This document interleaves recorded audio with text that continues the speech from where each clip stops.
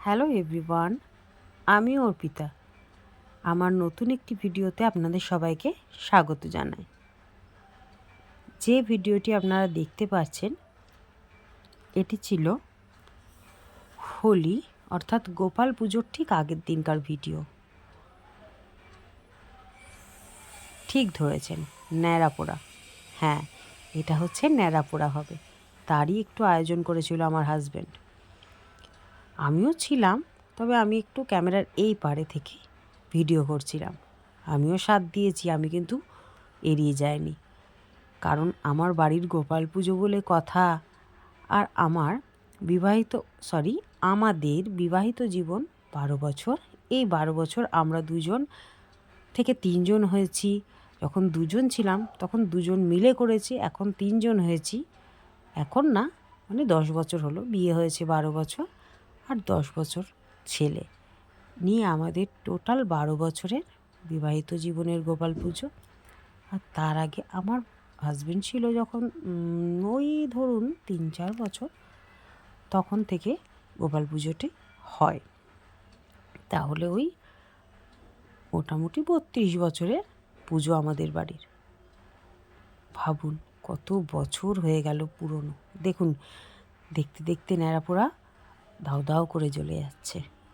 কি সুন্দর না? এই সময় ঠিক ছোটোবেলার একটা ছড়ার কথা মনে পড়ছে। আজ আমাদের ন্যাড়াপোড়া, কাল আমাদের দোল, পূর্ণিমাতে চাঁদ উঠেছে, বলো হরি বল। হয়ে গেল ন্যাড়াপোড়া। এরপর আমার হাজব্যান্ড চলে এলো গোপালের সিংহাসনটা সাজাতে। দেখুন, ওর মনে নেই না, মানে ঠিকঠাক সাজানোর জন্য ও গত বছরের ছবিটা, মানে ফোনে যে ছবিটা তোলা ছিল সেইটা দেখে দেখে সাজানো শুরু করে দিয়েছে। সাথে আমার পুচকেটাও রয়েছে। বাবা, ওকে ছাড়া আবার সিংহাসন সাজানো বা পুজোর কোনো কিছু আয়োজন করা যাবেই না, তো রেগে অস্থির হয়ে যাবে।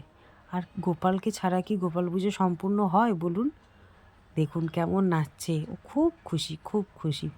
ওর গোপাল দাদা বলে কথা। ছোটদেরই তো আনন্দ। হ্যাঁ, আমাদেরও আনন্দ। আমরা বড় হয়ে গেছি বলে কি আমাদের কোনো আনন্দ হতে পারে না? দেখুন কি সুন্দরভাবে আমার হাজব্যান্ড সাজিয়েছে ঠাকুরের জায়গাটা, সিংহাসনটা। দেখেই মনটা ভরে যাচ্ছে একদম। আমার হাজব্যান্ড খুব ভালোবাসে ঠাকুরের প্রতি, ওর খুব ভক্তি। আমার থেকেও বেশি, আমারও আছে, কিন্তু আমার ওর মতো না। দেখুন, আমি আবার বললাম একটুখানি এদিকে তাকাও, তাকালো। ব্যাস, সব কমপ্লিট। এবার সকাল হলেই পুজো হবে, তার অপেক্ষায় আমরা সময়টুকু কাটাবো। সেদিন আর ঘুম বলে আমাদের কিছু হয় না, সব কিছু রেডি। এবার শুধু পুজোর আয়োজন, মানে গোপালকে হাওদায় বসানো, মানে হাওদা মানে সিংহাসনে বসানো, এটাকে আমরা হাওদাই বলি। আপনারা কি বলেন কমেন্ট করে জানাবেন। এই যে এটা হলো ভোরবেলা, মানে সকালবেলায় একদম দাদা পুজো করতে চলে এসেছেন। আমরাও সবাই বসে পড়েছি দাদাকে ঘিরে। মা আছেন, দাদার হাতে হাতে সব এগিয়ে দিচ্ছেন। আমিও মায়ের পাশেই আছি। পুজো হচ্ছে।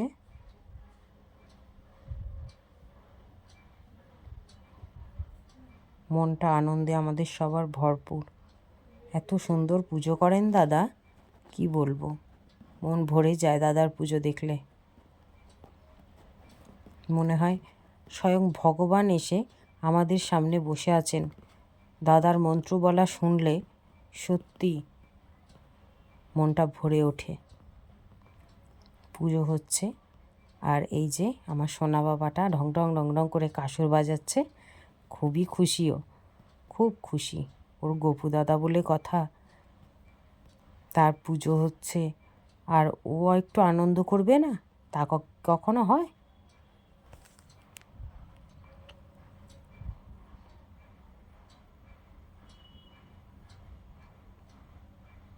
যেটুকুনি পেরেছি ছোটোখাটো করে আয়োজন করেছি।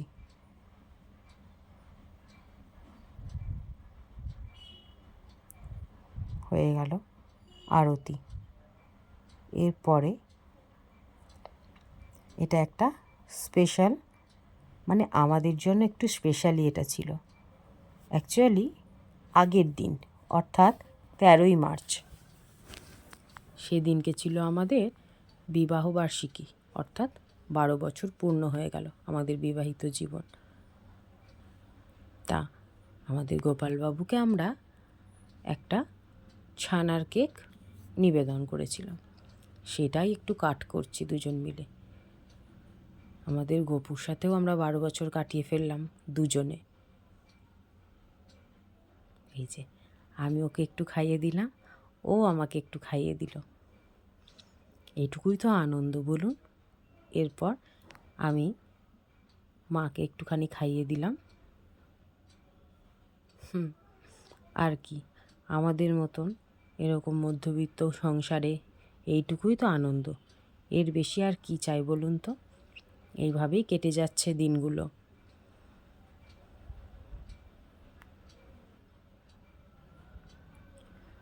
এরপর সন্ধ্যাবেলা খানিকটা ক্যাপচার করে রেখেছিলাম, সেটাই ভিডিওতে অ্যাড করে দিলাম।